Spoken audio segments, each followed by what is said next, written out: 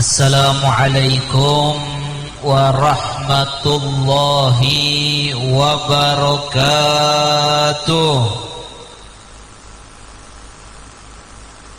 Alhamdulillah wassalatu wassalamu ala Rasulillah Sayyidina Muhammad ibn Abdullah wa ala alihi wa sahbihi wa man walah wa la hawla wa la quwwata illa billah. Rabbi shrah li sadri wa yassir li amri wa hlul 'uqdatan min lisani yafqahu qawli. Amin. Bismillah, ma sha Allah, la yasuqul khair illa Allah. Bismillah, masya Allah, la yaghfiru su'a illallah. Bismillah, masya Allah, ma kana min ni'matin fa min Allah. Bismillah, masya Allah, la hawla wa la quwwata illa billah. Yang saya hormati dan saya muliakan pada para habaib, para alim ulama, para kiai, para tokoh masyarakat, para sesepuh, dan juga kepada Bapak Kepala Desa, kepada para laskar, kepada seluruh hadirin dan hadirat yang dimuliakan oleh Allah Subhanahu wa ta'ala. Kami tidak menyebutkan nama satu persatu daripada para kiai yang hadir tanpa sedikit pun mengurangi rasa hormat dan takzim kami kepada beliau-beliau seperti guru kami Kiai Haji Ali Salim, masya Allah, mata'anallahu biduli hayatihi syarifah, dan para kiai yang lainnya, Kiai Saifuddin Surur, para kiai yang lainnya, seluruh hadirin yang dimuliakan oleh Allah, tuan rumah juga yang sangat dimuliakan oleh Allah. Siapapun yang menjadi tuan rumah, yang berusaha, tuan rumah Kiai Nur Hasan Siddiq dan keluarga besarnya, mudah-mudahan diberikan kemudahan oleh Allah Subhanahu wa ta'ala di dalam urusan duniawinya sampai akhiratnya, diberikan keberkahan hidup di dunia dan diberikan sa'adatul dunia wal akhirah, bahagia di dunia sampai di akhirat. Amin ya rabbal. Alhamdulillah, pada malam hari ini masya Allah meriah dan cerah. Alhamdulillah.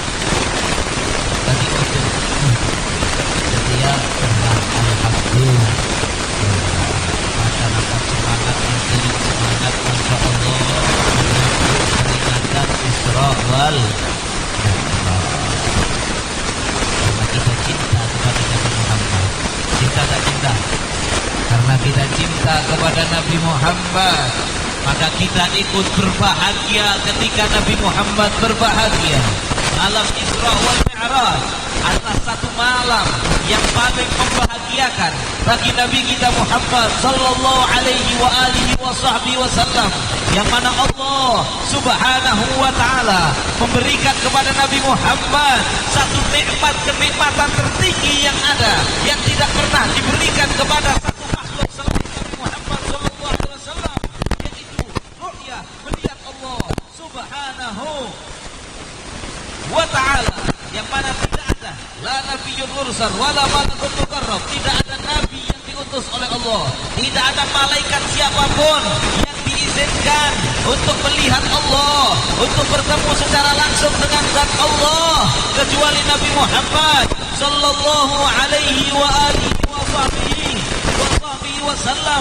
Maka tidak ada momen yang lebih membahagiakan, yang lebih menyenangkan bagi hatinya Nabi Muhammad melebihi momentum ketika malam Isra, khususnya malam Mi'raj yang ada di bulan Rajab ini, yang menurut para ulama yang paling pendapat yang paling kuat itu terjadi pada malam 27 Rajab. Maka itu Nabi sangat bergembira, maka kita ikut bergembira dengan gembiranya Rasulullah. Kita hadir ke malam perayaan Isra Mi'raj, norok gembira dengan gembiranya Rasulullah. Insya Allah kita nanti juga akan bisa melihat bisa Habib, seorang hamba biasa seperti saya melihat zatnya Allah. Kalau sekarang belum mati, tidak mungkin. Tidak mungkin. Makanya ini perlu kami terangkan, kalau ada orang yang ngaku pernah ketemu kosan sambut-sambut tidak sedih. Mon beda orang aku pernah melihat Allah, itu orang sesat, bahkan boleh disebut kafir. Sesat boleh disebut kafir. Kalau Imam Qadiyah mengatakan, Al-Imam Qadiyah rahimahullah fi Syifa, dalam kitab beliau Asy-Syifa min Ta'rifi Huquqil Mustafa, beliau mengatakan wa kadzalika nukaffir, dan demikianlah kami mengkafirkan, kata Imam Qadiyah. Dan kalimat Imam Qadiyah ini juga dinukil oleh Hadratus Syekh Ki Haji Hasyim Asy'ari radhiyallahu taala, kata beliau wa nukaffir, dan kami mengkafirkan, telah kafir, keluar dari Islam, manidda'a mujalasatullah, siapa orang yang mengaku pernah duduk, berkumpul, bertemu Allah. Kalau ada orang mengaku begitu, dia bukan Nabi Muhammad, bohong, kafir, sesat. Jelas? Saya tanah ada. Dan tempat saya di Malang.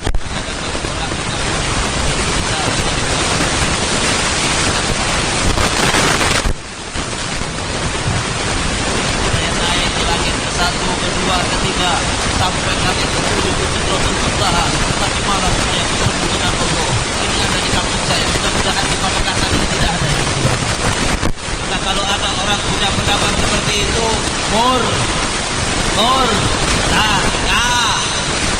keluar dari Islam, sesat dan sesat. Orang yang mendakwah, orang yang mengaku bahwa dia urut kita sama, bisa naik langit 1245, kemudian dia mengaku bahwasanya dia yadkhulul jannah, dia itu pernah masuk ke surga. Oh, tadi malam saya jalan-jalan. Kemana jalan-jalan? Jalan-jalan ke surga. Ada juga. Oh, saya sudah pernah ke surga. Satu malam saya pergi ke surga, kemudian saya makan buah-buahan surga. Atau dia mengaku, kata Imam Qadiyah, yu'alim huril ain, mencoba bidadarinya surga. Maka orang yang seperti ini sesat, murtad, kafir menurut Al-Imam Qadiyah dan menurut ijma'il muslimin. Kenapa? Dikarenakan yang bisa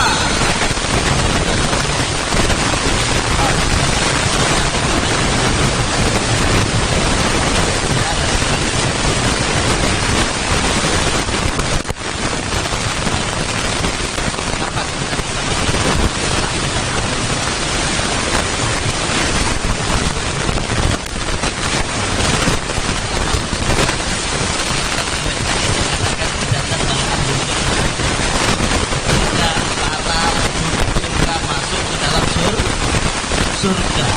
Mereka masuk surga, maka kemudian mereka akan ditanya, aturiduna syai'azikum, hei para penduduk surga, mau tidak mau kalian ditambahkan bonus kepada kalian, ditambahkan kenikmatan lebih kepada kalian. Maka para penduduk surga mengatakan, cukup ya Allah, apalagi ya Allah, Engkau telah memutihkan wajah kami dan memasukkan kami ke dalam surga, menyelamatkan kami dari neraka.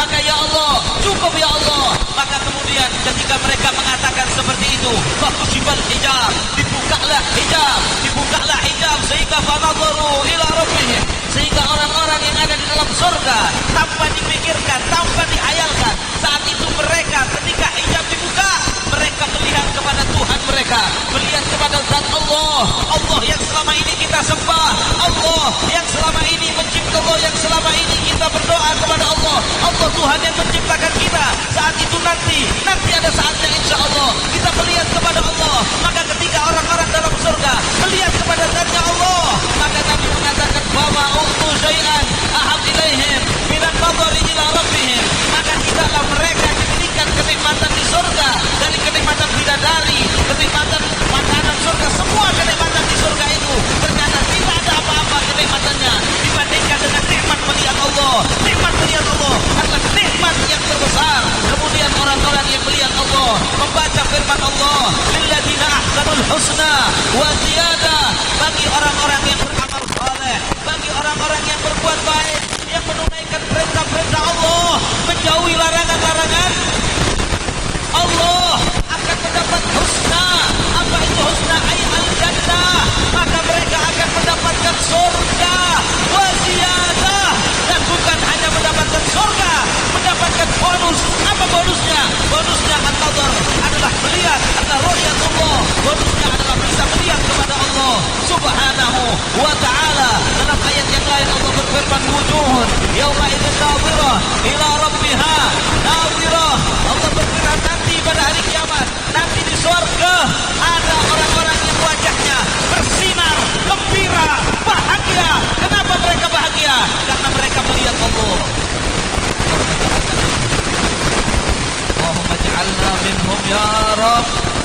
Allah, jadikanlah yang berkumpul semuanya ini ya Allah. Mereka tinggalkan rumah mereka ya Allah, datang ke tempat ini ya Allah. Siapapun yang menyukseskan acara yang mulia ini ya Rabb.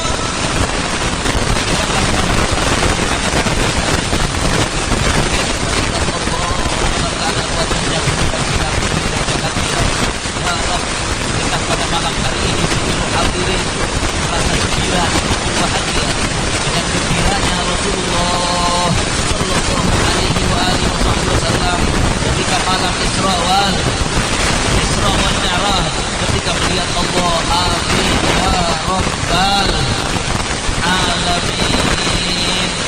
Peristiwa Isra wal Mi'raj adalah salah satu mukjizat terbesar Nabi kita Muhammad Sallallahu Alaihi Wasallam. Ini peristiwa sebagaimana ceritanya sudah banyak kita. Peristiwa Isra wal Mi'raj ini membantah daripada orang-orang yang mengatakan bahwa Nabi Muhammad itu adalah manusia biasa. Ada zaman sekarang orang yang mengatakan Nabi Muhammad itu manusia biasa. Dia biasa, memang hebat, memang cerdas, memang pemimpin yang hebat. Ini adalah sesuatu kurang ajar. Nabi Muhammad cerdas, memang pemimpin hebat. Tapi jangan lupa bahwa Nabi Muhammad itu adalah Nabi yang diutus oleh Allah Subhanahu wa ta'ala. Dan kehidupan Nabi tidak sama dengan kehidupan orang pada umumnya. Kehidupan Nabi Muhammad mendapatkan perhatian khusus dari Allah. Di antaranya Nabi mengalami satu peristiwa pada satu malam, yang peristiwa itu tidak mungkin dialami oleh siapapun, yaitu peristiwa Isra wal Mi'raj. Ketika Allah berfirman, subhanalladzi asra bi 'abdihi lailan minal masjidil haram ila masjidil aqsa alladzi barakna hawlahu linuriyahu min ayatina innahu huwas samiul basir. Maha suci Allah yang memperjalankan Nabi Muhammad sallallahu alaihi wasallam minal masjidil haram, dari masjidil kota ilal masjidil ke Masjidil Aqsa sebeda kota antara Palestina ya. Jarak antara Mekah ke Palestina 1650 km jauh nggih.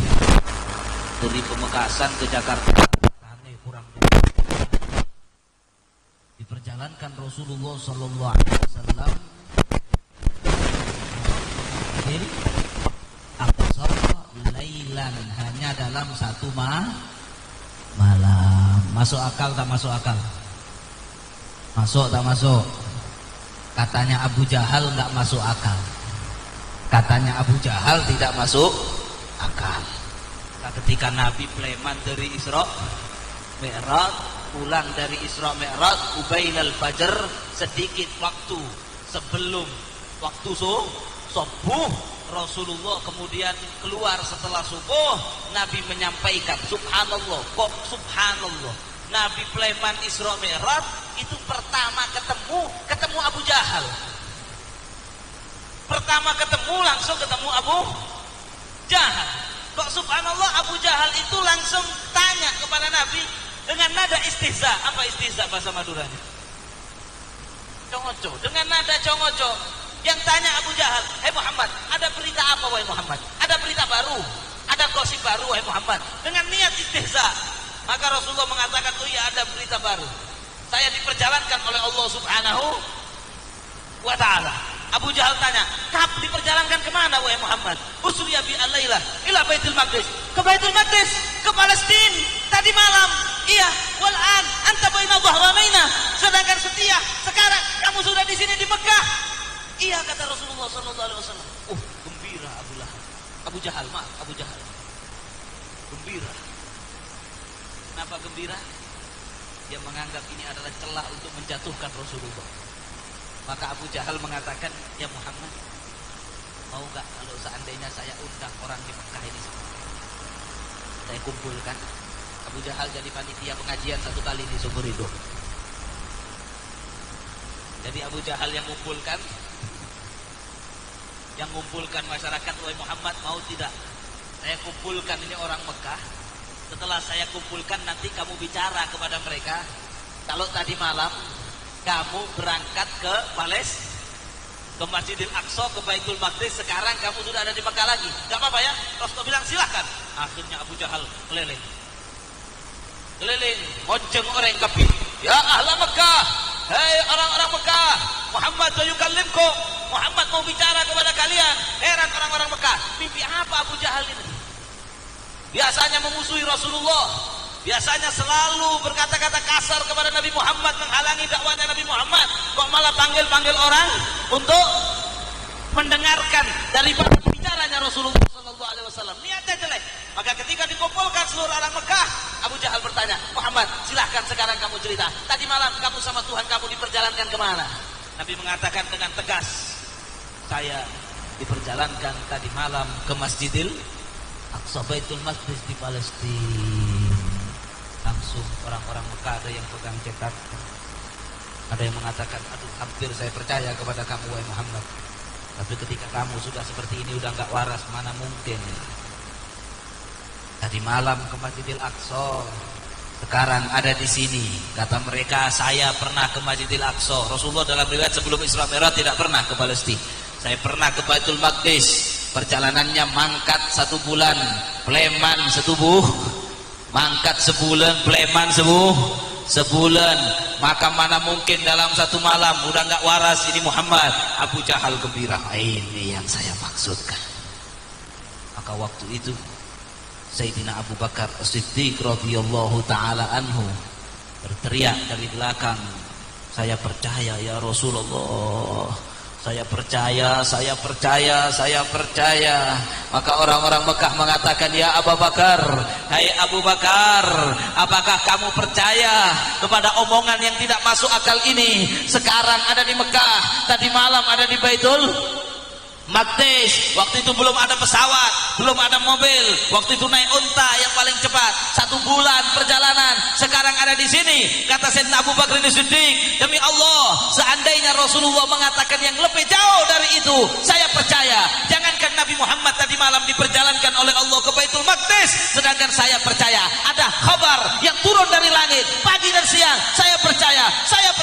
Maka Rasulullah tersenyum dan mengatakan, anta Siddiq, engkau adalah Siddiq. Karena peristiwa inilah Sayyidina Abu Bakar akhirnya mempunyai julukan dari Rasulullah sallallahu alaihi wasallam, julukan pujian. Akhirnya kita mengenal Sayyidina Abu Bakar As-Siddiq radhiyallahu taala anhu. Akhirnya ada yang ngomong sama Nabi, ya Muhammad, kalau benar kamu tadi malam ke Baitul Maqdis, tolong ceritakan kepada kita, Baitul Maqdis itu gimana? Posisinya dekat gunung apa jauh? Pintunya bagaimana? Jendelanya bagaimana? Nabi kelopain. Karena Nabi bukan pengamat arsitektur bangunan. Waktu Nabi masuk Masjidil Aqsa, di situ ketemu Apolong Nabi Ibrahim, Apolong Nabi Musa, ketemu Nabi Isa. Nabi nggak memperhatikan pintunya, bangunannya.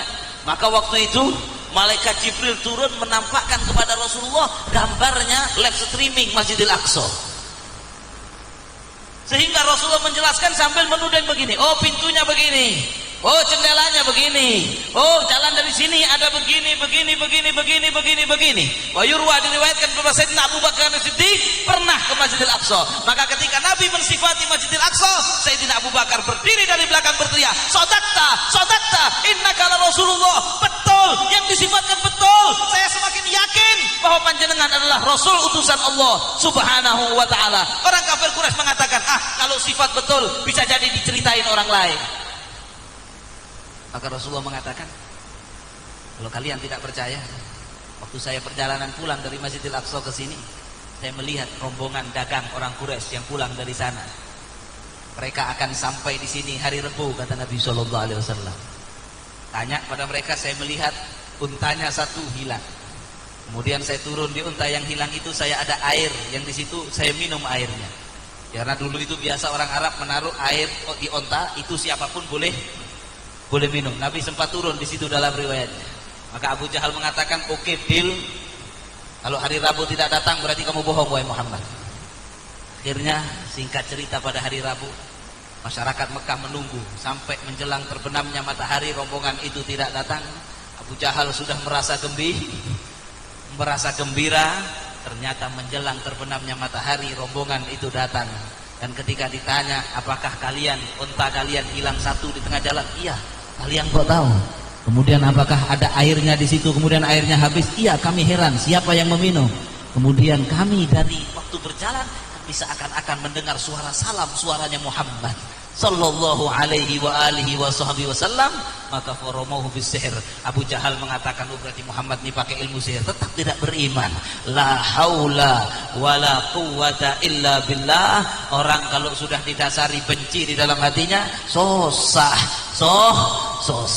Ada orang benci sama ulama yang baik, kalau sudah benci walaupun dilihatkan baiknya semua tetap benci, yaitu sudah mungkin sudah tertulis minal asqiya, tertulis di Lauhul Mahfuz, orang ini termasuk orang yang celaka seperti Abu Jahal. Na'udzubillahi min dzalik. Maka kita percaya sebagaimana Sayyidina Abu Bakar As-Siddiq, perhatikan ini penting. Sayyidina Abu Bakar As-Siddiq bukan orang bodoh, bukan orang yang tidak mempunyai akal, bukan orang yang tidak cerdas. Sayyidina Abu Bakar sangat cerdas, tetapi dari cerdasnya Sayyidina Abu Bakar tidak memikir, oh Nabi ke Masjidil Aqsa balik dalam waktu satu malam. Itu Sayyidina Abu Bakar mikirnya begini, oh Allah yang memperjalankan, gak ada yang gak mungkin bagi Allah. Akal saya yang tidak mampu, bukan berarti tidak bisa. Buktinya sesuatu yang tidak masuk akal bagi Abu Jahal 1400 tahun yang lalu, sekarang masuk akal. Sekarang dari Mekah ke Masjidil Aqsa balik satu malam bisa.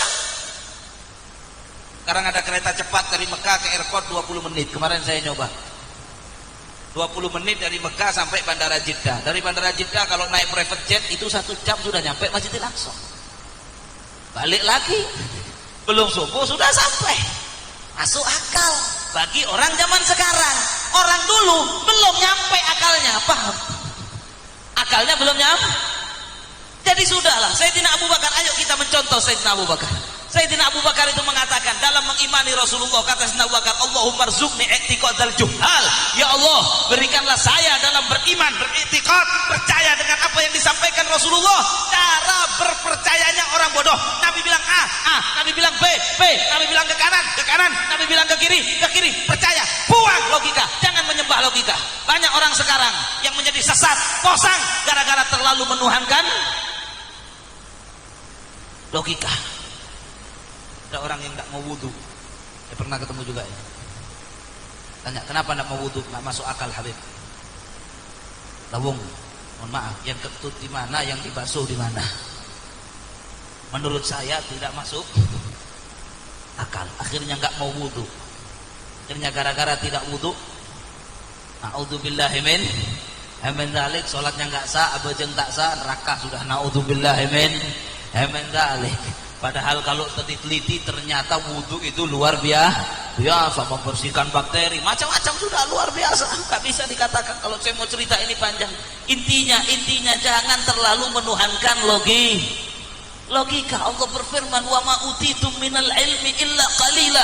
Hai manusia, tidaklah kalian diberi ilmu pengetahuan kecuali hanya sedikit.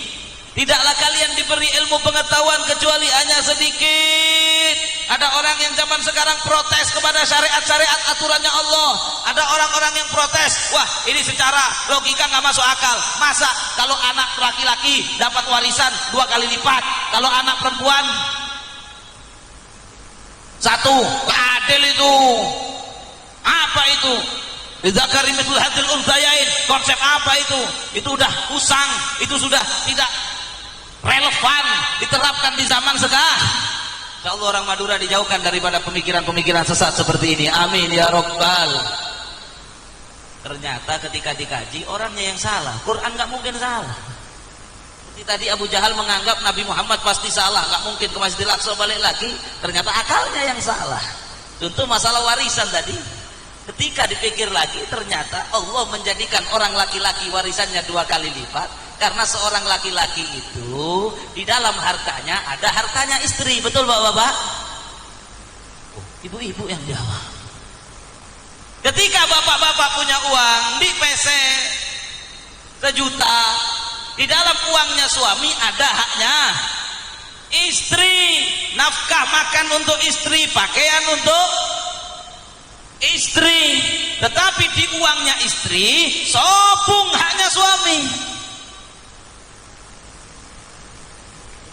maka tidak boleh bapak-bapak minta uangnya istrinya, kecuali kalau dikasih sedekah.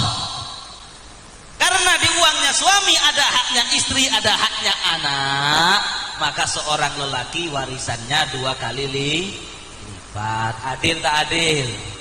Adil. Akalnya orang-orang itu yang keliru. Maka mudah-mudahan daripada peringatan Isra wal Mi'raj ini kita tidak menjadi orang yang menyembah akal, tetapi kita mengutamakan iman kepada Allah. Ingat, iman kepada apa saja yang datangnya dari Allah, iman kepada apa saja yang datangnya dari Rasulullah, iman kepada apa saja yang sudah disepakati oleh para alim ulama, disepakati oleh para alim ulama dari zaman ke zaman, dari kiai-kiai yang dulu. Maka kalau ada yang zaman sekarang menyimpang dari ulama yang dulu-dulu, menyimpang dari Quran, menyimpang dari hadis, buang jauh-jauh. Siap nih?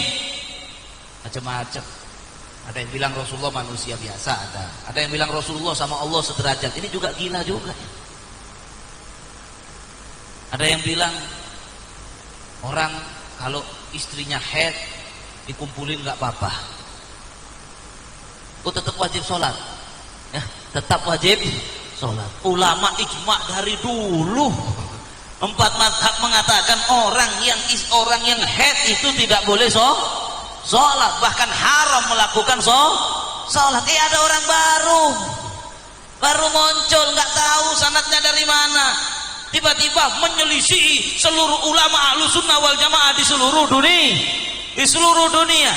Akan ingat, Nabi pernah berpesan jauh-jauh hari. Rasulullah sallallahu alaihi wasallam pernah berpesan, iftaraqatil yahud ala 71 firqah wa iftaraqatil nasara ala 72 firqah wa sataftariqu ummati ala 73 firqah kulluha finnar illa wahidah. Kata Nabi, umat Yahudi terpecah belah menjadi 71 golongan, Nasara terpecah belah menjadi 72 golongan, sedangkan umat Nabi Muhammad, umat Islam terpecah belah menjadi 73 sekte, pahaman-pahaman yang berbeda-beda, yang mana dari pemahaman akidah yang berbeda-beda. Kullu afinnar, semuanya masuk neraka illa wahidah, kecuali yang selamat 1.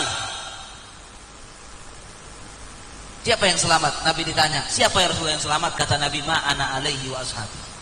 Yang selamat yang keyakinannya enggak engkau, enggak para sahabat. Dalam riwayat yang lain Nabi mengatakan al-jamaah. Yang selamat adalah yang keyakinannya cocok lebur dengan keyakinan mayoritas umat Islam di seluruh dunia. Karena Nabi bersabda, umatnya Kanjeng Nabi tidak akan sepakat dalam kesesatan. Kalau kalian bingung, ada aliran begini, aliran begitu, aliran begini, mana yang benar? Maka kata Nabi sallallahu alaihi wasallam, fa'alaikum bisawadil a'zam, maka hendaklah kalian mengikuti keyakinan mayoritas umat Islam di seluruh dunia. Maka kalau kalian ikut mayoritas, maka tidak akan tersesat. Dan Nabi menambahkan dalam hadis tersebut, faman syadza finnar, barang siapa yang menyimpang berbeda dengan i'tiqad keyakinan umat Islam yang sudah disepakati, apalagi yang ada nas Qur'annya, ada nas hadis yang mutawatirnya, ada ijma ulama yang jelas, kemudian ada orang baru-baru ini menyimpang daripada apa yang telah ditetapkan dan diyakini umat Islam di seluruh dunia, syadza finnar, dia menyimpang ke nerakanya Allah subhanahu wa ta'ala. Na'udzubillahi min. Habib, tapi yang ngomong gitu itu orangnya punya karomah, Habib. Orangnya punya karomah, Habib. Tahun Habib begini kan bisa jadi pesek burung. Jadi pesek, jadi burung. Orangnya itu Beb, katanya bisa jalan atas pasek Beb. Katanya Beb bisa terbang. Saya bisa terbang naik pesawat. Katanya bisa terbang Habib. Tapi orangnya itu Beb, wiritannya banyak Habib. Orangnya itu Masya Allah tasbihnya raja-raja Beb. Sorbannya Beb, nggak payung Beb. Kemudian dia mengatakan sesuatu yang menyimpang dari apa yang telah disepakati oleh ijma ulama. Beda dengan khususnya seperti di Madura, kiai-kiai semua satu suara dalam keyakinan, dia lain.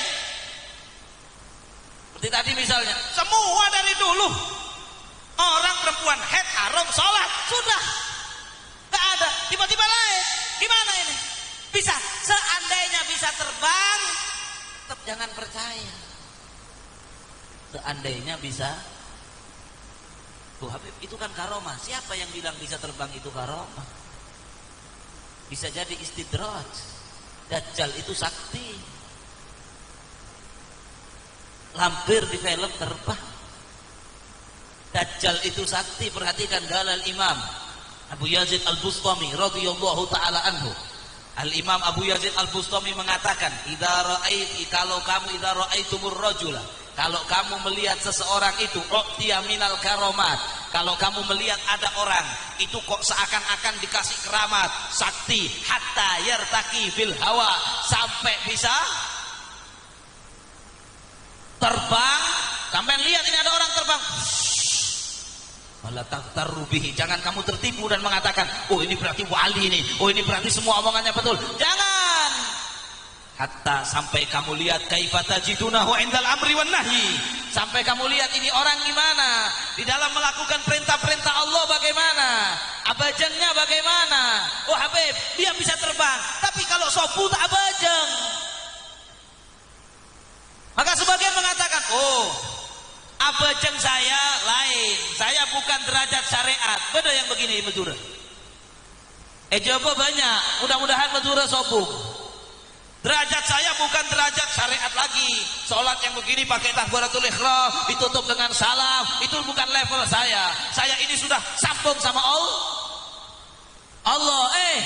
Ngaku wali, ngaku kekasihnya Allah, tak bajang, bohong, palsu. Walaupun bisa terbang, saya ludahin wajahnya. Gak percaya kamu wali. Apalagi udah ngaku wali, gak sholat, gak bisa terbang. Paham? Paham? Wa indan nahyi, begitu juga dalam larangan Allah. Kalau ada orang bisa terbang, bisa jalan di atas air, daun diginikan bisa jadi uang, maka kamu lihat dulu ini orang dalam memperlakukan larangan Allah bagaimana. Oh Habib, orangnya jauh dari yang haram Habib, dia tidak mau uang haram, uang sogokan gak mau, orangnya waro, hati-hati kepada yang haram. Oh Habib, kalau ada perempuan lewat, pandangannya ditundukkan Habib, tidak mau salaman dengan perempuan yang bukan mahram Habib, dia jauh dari perzinaan Habib, dia jauh dari perjudian Habib, dia jauh anil muharramat, dia sangat orangnya saleh, jauh dari yang haram, kewajiban-kewajibannya dijaga, akidahnya betul, lurus, ahlus sunnah wal jamaah, sesuai keyakinan para alim ulama terdahulu, sesuai keyakinan mayoritas umat Islam, bisa terbang, karomah. Tapi Habib, orangnya bisa terbang, tapi kalau ada perempuan bukan mahram, salaman cipika-cipiki Habib. Orangnya Habib kadang-kadang minum minuman keras. Orangnya Habib kadang-kadang main chip, slot Habib, wali ngeslot, la haula wala quwata illa billah. Oh Habib, orangnya suka bohong. Nah ini lagi penanda bohong itu dilarang keras oleh Allah. Habib, orangnya suka bohong, kadang bicara A ternyata B, kadang bicara B nggak sesuai fakta Habib. Maka bagaimana dia bisa terbang? Jangan kamu tertipu, itu bukan wali. Walaupun bisa terbang, adapun dia bisa terbang, itu istidraj dari Allah. Itu adalah ilmu, mungkin mereka bersepakat dengan setan, mereka bekerja sama dengan setan, sehingga tidak bisa punya ilmu hitam membuat dia bisa terbang. Sungguh di sisi Allah tidak ada sesuatu kemuliaan sama sekali daripada itu. Tetapi seorang mukmin yang bertakwa, yang akidahnya benar, tidak menyimpang dari akidah mayoritas umat Islam, sesuai dengan akidah kiai-kiai zaman dulu, sesuai dengan akidah Ahlus Sunnah wal Jamaah, kemudian taat dalam menunaikan perintah-perintah Allah, taat dalam menjauhi larangan-larangan Allah. Itulah orang yang punya derajat yang tinggi di sisi Allah, yang dicintai oleh Allah, walaupun gak bisa terbang, walaupun gak bisa jalan di atas. Diceritakan dulu Al-Imam, ini akhirnya gak cerita Isra Mi'raj nih, gara-gara ada yang bisikin saya tadi. Bukan Kiai Ali, bukan, lain. Ada Al-Imam Junaid Al-Baghdadi radhiyallahu taala anhu. Imam Junaid itu orang alim luar biasa, nggak seneng menampakkan keramat. Makanya kalau ada orang ngaku-ngaku punya keramat itu diragukan biasanya.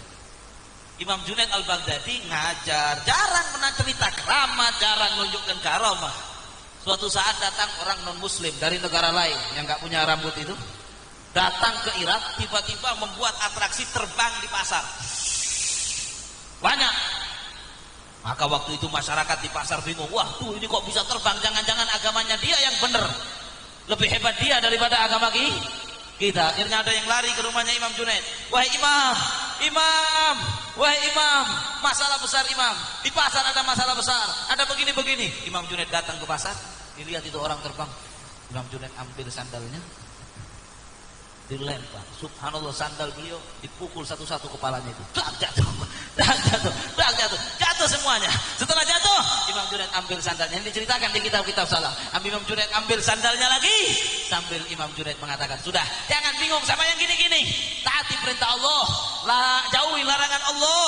Tetaplah kalian kekal dalam keyakinan Islam Ahlus Sunnah wal Jamaah. Al-Imam Syekh Abdul Qadir Al-Jailani, kutub daripada pemimpin daripada seluruh wali. Sebagaimana kita ketahui ketika beliau salat di dalam satu malam yang gelap, tiba-tiba ada suara, "Hei Abdul Qadir, sekarang engkau sudah diangkat daripada semua kewajiban, wahai Abdul Qadir. Engkau sudah mencapai derajat yang tinggi, tidak perlu lagi melakukan kewajiban, enggak perlu abajang, enggak perlu abasa, enggak perlu zakat, zina tak napa, judi tak napa, minum khamr tak napa. Silahkan, karena engkau sudah memiliki derajat yang sangat tinggi." Suara itu mengeluarkan cahaya. Syekh Abdul Qadir ambil sandalnya, dilempar cahaya itu, mengatakan, "Ikhsha ya la'in, pergi kamu wahai yang terlaknat."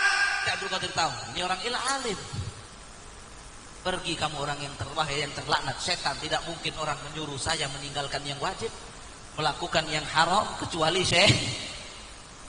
Tapi coba zaman sekarang, sampeyan sholat malam, tiba-tiba pas lampu mati kayak tadi, ada cahaya. Hei Zain Ba'bud, kamu sudah jadi wali, sekarang enggak sholat enggak apa-apa, alhamdulillah. Sekarang kamu boleh zina, alhamdulillah. Bahkan enggak nunggu cahaya sudah begitu, saya sudah sampai derajat yang begini, enggak perlu lagi melakukan. Ala kulli hal, mudah-mudahan Madura, Pamekasan dan sekitarnya diselamatkan oleh Allah dari pemikiran-pemikiran yang sesat. Kalau ada orang yang pemikirannya sesat seperti itu, kita doakan dapat hidayah. Kalau didoakan dapat hidayah, nggak dapat hidayah, mudah-mudahan cepat dicabut nyawanya sama yang kuasa, biar nggak menyesatkan orang banyak, biar tidak menyesatkan orang banyak. Sebelum saya tutup, karena tadi niat cerita Isra Mi'raj sedikit saja, nggak banyak-banyak ya. Sebelum saya tutup, karena tadi saya niat cerita Isra wal, cuman gara-gara bisikan temanya berubah. Ala kulli hal, ketika Nabi SAW Isra wal Mi'raj, saya nggak cerita detail. Waktu itu Nabi sempat masuk ke dalam surga. Sebelum itu Nabi waktu Mi'raj itu naik ke langit dari Masjidil Aqsa. Itu Nabi disambut oleh para anbiya. Di langit pertama disambut Nabi Allah Adam alaihis salam. Jadi Nabi Adam, kata Nabi, tingginya 30 dira, tingginya 30 dira. Disambut lagi di langit yang kedua Nabi Isa alaihissalam dengan Nabi Yahya alaihissalam. Rasulullah menceritakan Nabi Isa dan Nabi Yahya itu rambutnya panjang sebahu lebih, lurus, orangnya kulitnya putih kemerah-merahan, mirip antara Nabi Isa dan Nabi Yahya. Kemudian Rasulullah naik ke langit yang ketiga. Di langit yang ketiga disambut oleh, kalau ini bukan cerita bohong, ini disepakati daripada hadis-hadis yang sangat kuat derajatnya, disepakati oleh mayoritas umat Islam. Maka sampai di langit yang ketiga, Rasulullah SAW disambut oleh Nabiullah Yusuf alaihis Ini mau saya ceritakan sedikit. Setelah ini selesai, jangan khawatir. 5 menit lagi selesai.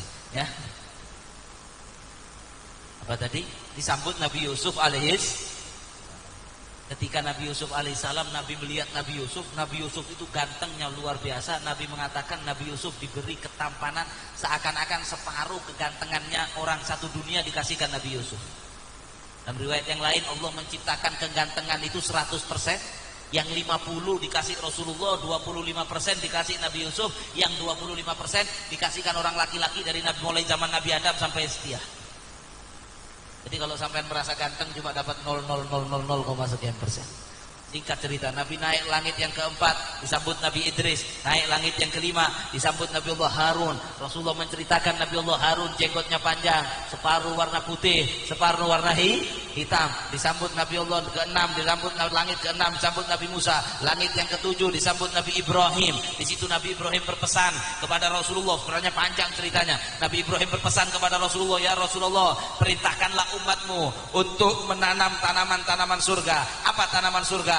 Yaitu membaca la haula wala quwata illa billah. Memperbanyak membaca la haula wala quwata illa billah. Dalam riwayat yang lain, subhanallah walhamdulillah wala ilaha illallah wallahu akbar. Ayo ini sering-sering kita baca. Kemudian Rasulullah dari situ, kemudian pada akhirnya yang ingin saya ceritakan, Nabi mau masuk ke dalam surga. Ini yang mau saya ceritakan. Ketika Nabi mau masuk surga, ini saja satu poin. Itu di pintu surga ada tulisannya. Agak aneh tulisannya. Apa tulisannya? Tulisannya gini, Al-Qard bi thamaniyati asyar, as-sadaqah bi asyri amsalihah wal gharad bi thamaniyati asyar. Tulisan di pintu surga itu begini: memberikan sedekah pahalanya dikali lipatkan 10 kali lipat, memberikan pinjaman dikali lipatkan 18 kali lipat. Belum belas kali lipat. Sedekah 10 kali lipat. Memberi pinjaman uang 18 kali lipat. Maka Nabi bertanya kepada malaikat Jibril malam Isra Mi'raj, ya Jibril, ma balul gharad afdal minas sedekah? Wahai Jibril, kenapa memberi pinjaman kok bisa lebih afdal daripada memberi sedekah? Kata malaikat Jibril, iya ya Rasulullah, dikarenakan orang kalau hutang itu pasti karena kepepet. Betul apa tidak? Montak kepepet tidak cari pinjaman. Kalau ada orang nggak kepepet cari pinjaman, orang gila neganya mana? Habib, orang maaf Habib, kata ya Rasulullah, orang kalau hutang itu kepepet. Kalau sodako kita ngasih, belum tentu yang kita kasih itu sedang perlu, sedang kepepet. Makanya memberi pinjaman itu lebih afdol daripada sodako. Nah mudah-mudahan kita semangat, jangan semangat utang sama orang, semangat memberi utang orang lain. Siap nih? Aduh Andi PSB, nah mentalnya begitu, akhirnya nggak punya uang. Yang semangat kalau ada saudaranya, tretannya, familinya, tetangganya yang sedang memerlukan bantuan pinjaman, kita semangat kasih pinjaman. Oh iya Habib, saya begitu memang Habib. Tapi kalau pinjam 1 juta nanti kembalinya 1.200.000. Masuk neraka sampai. Masuk neraka, bisa finari jahannam khalidan. Apa itu orang yang makan riba itu, karena ada di ayatnya di alam Al-Qur'an ya. Barang siapa yang berhenti fa amruhu ila Allah faman ada fa ulaika ashabun nar hum fiha khalidun na'udzubillahi min dzalik. Tapi kalau kita pinjamkan ikhlas 1 juta, kembalinya juga 1 juta tanpa ada bunganya, itu pahalanya lebih afdol dari sedekah. Habib, tapi kadang kalau saya pinjamin bayarnya molor deh. Betul.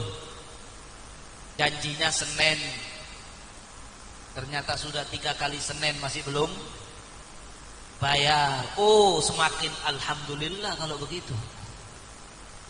Malah untung sampean. Kenapa untung? Karena dalam satu hadis dikatakan siapa yang meminjamin pinjaman ke orang lain, kemudian janji bayar misalnya Senin, ternyata Senin belum bisa bayar, dia datang, saya belum bisa bayar, gimana? Dikasih keringanan waktu seminggu lagi.